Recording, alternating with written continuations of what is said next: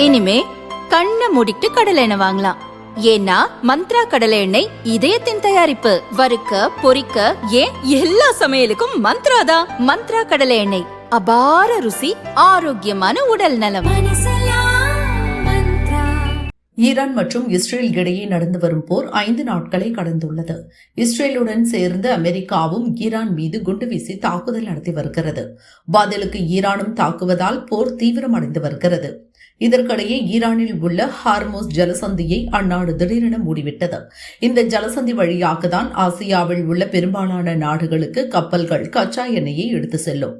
தற்போது இந்த நீர்வழித்தடம் மூடப்பட்டு இருப்பதால் ஆசிய நாடுகளுக்கு வளைகுடா நாடுகளில் இருந்து கச்சா எண்ணெய் கப்பலில் எடுத்து செல்ல முடியாத நிலை ஏற்பட்டுள்ளது.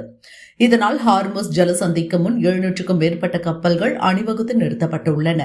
இதில் சென்னை துறைமுகத்திற்கு வரும் 2 பிரம்மாண்ட கப்பல்கள் உட்பட இந்தியாவுக்கு சொந்தமான 59 கப்பல்கள் அடக்கம்.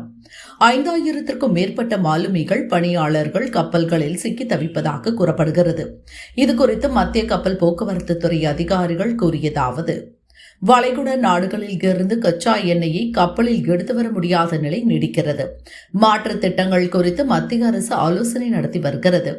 அதுபோல இந்தியாவில் உள்ள 12 முக்கிய துறைமுகங்களில் இருந்து மேற்காசிய நாடுகளுக்கு அனைத்து வகையான பொருட்கள் ஏற்றுமதி செய்வது மறு உத்தரவு வரும் வரை தற்காலிகமாக நிறுத்தப்பட்டுள்ளது. இதனால் சென்னை துறைமுகத்தில் இருந்து கண்டெய்னர் சேவை நிறுத்தப்பட்டுள்ளது. இங்கிருந்து ஆடைகள், உணவு, தானியங்கள், பதப்படுத்தப்பட்ட பொருட்கள், மருந்துகள், உதிரி பொருட்கள், இதர கருவிகள் உள்ளிட்டவை கொண்டு செல்வது தற்காலிகமாக தடைப்பட்டுள்ளது என அவர்கள் கூறினர்.